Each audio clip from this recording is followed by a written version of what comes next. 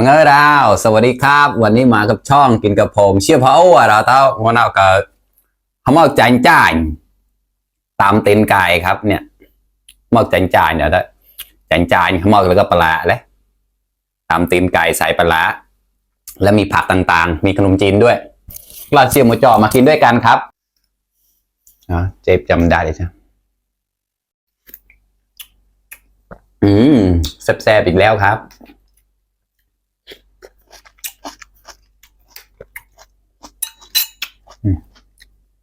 มาเพื่อนๆมากลับได้กลับเอาเยอะ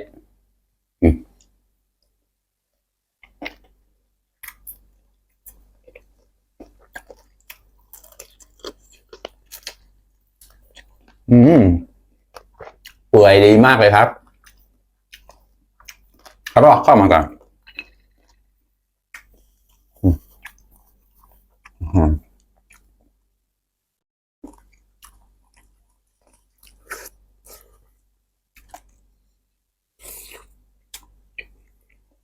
อ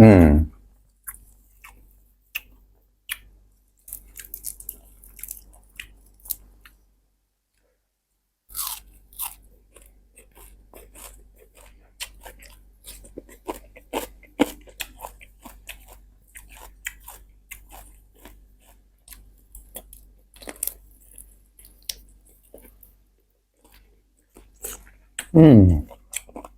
ครับ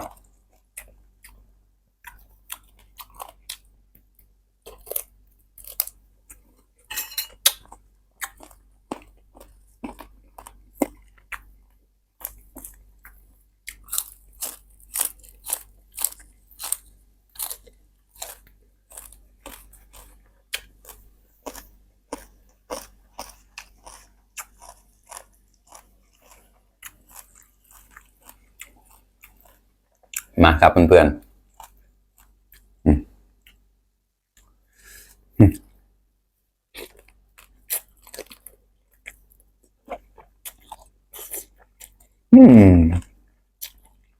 เราแล้วก็หอมแซ่บมากเลยครับ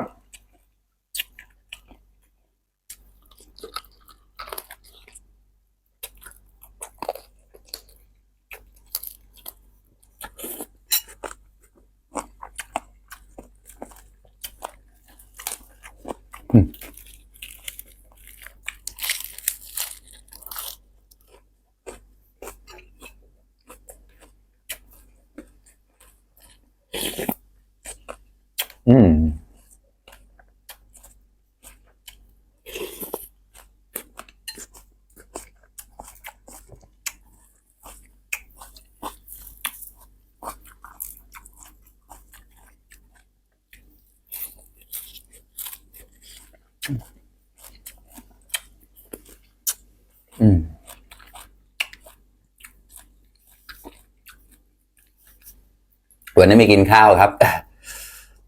เรียนบรรยากาศบ้าง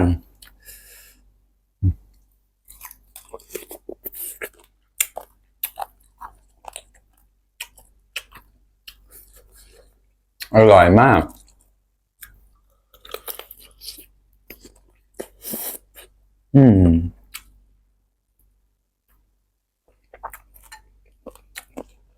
มาปลาย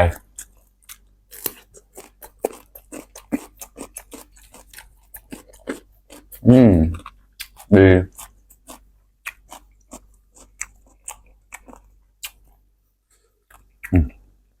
คำโตๆเลยครับ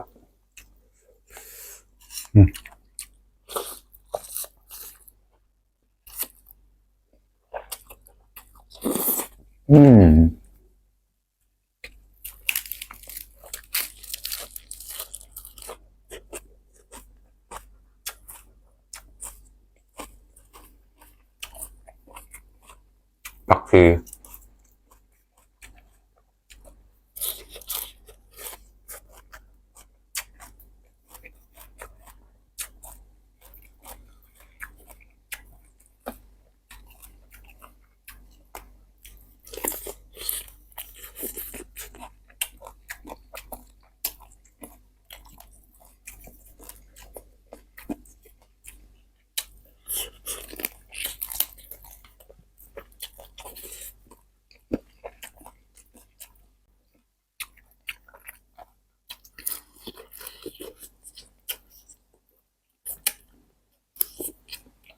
อืม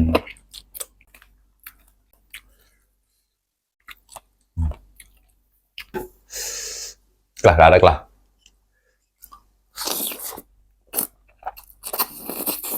อืม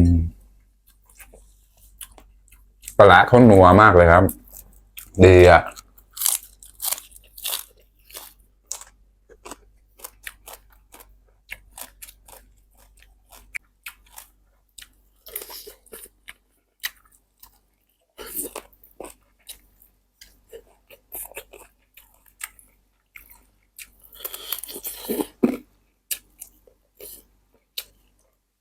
อืม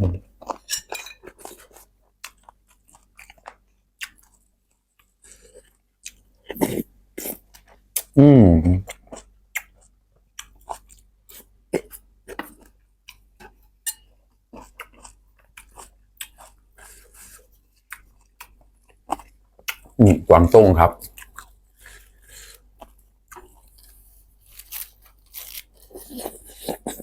อืม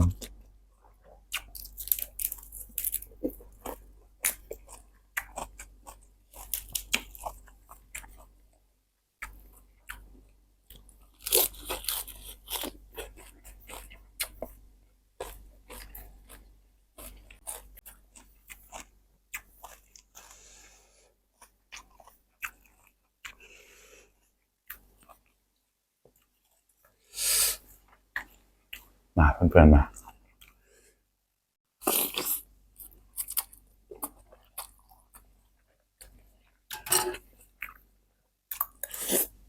อืม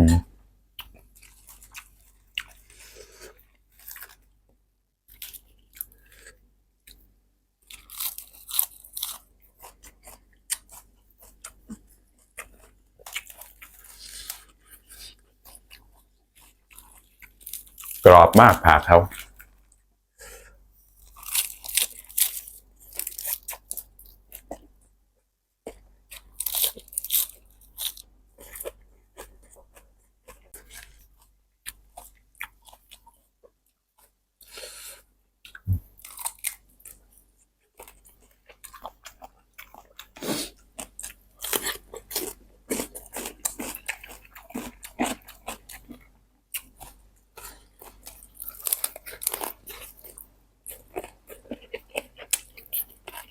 อืมโอ้ครับ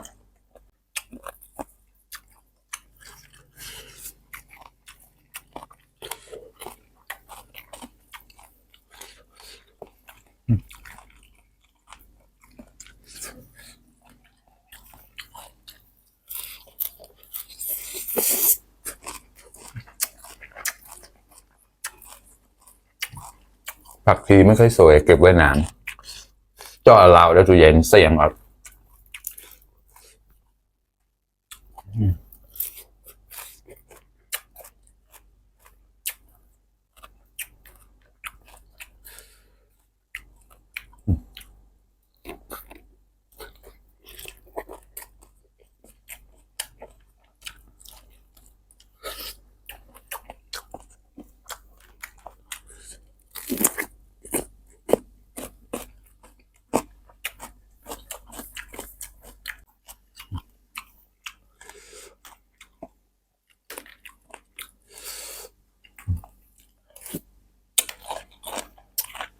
อืม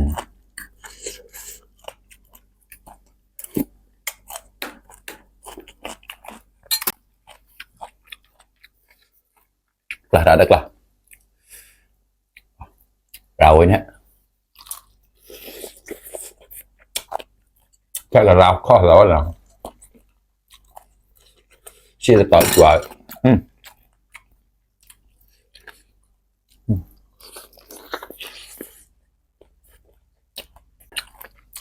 อืม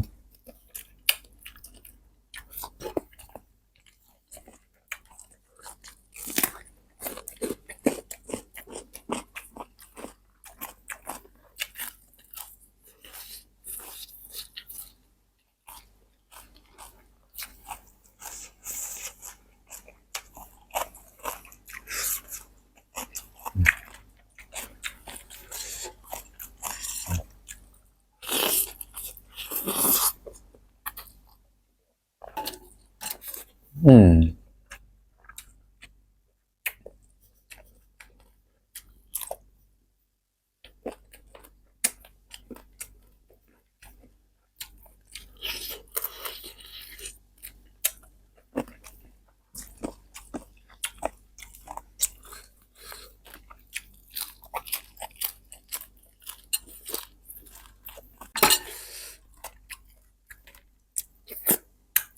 rau mà cái đó đó.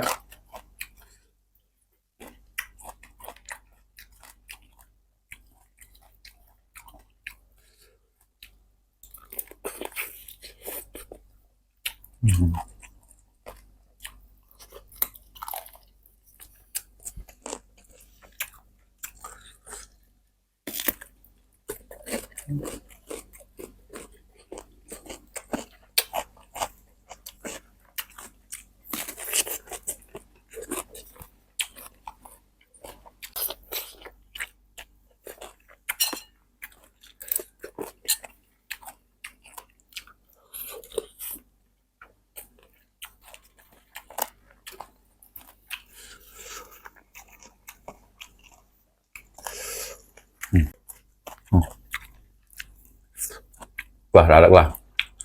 มาครับเพื่อนๆ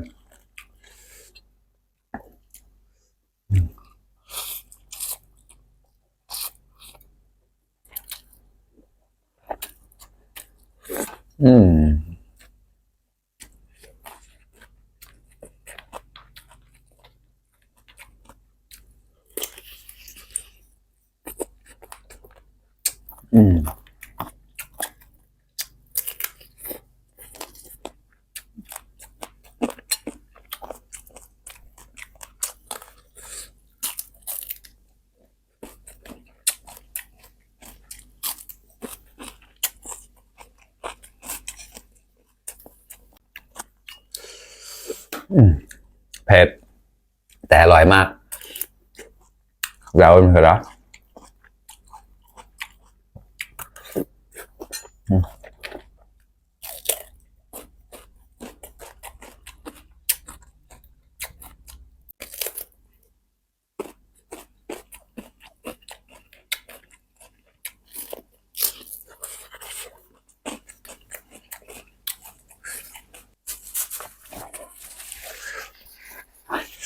เราเผ็ดมากเลยครับกินน้ำโค้กสักหน่อย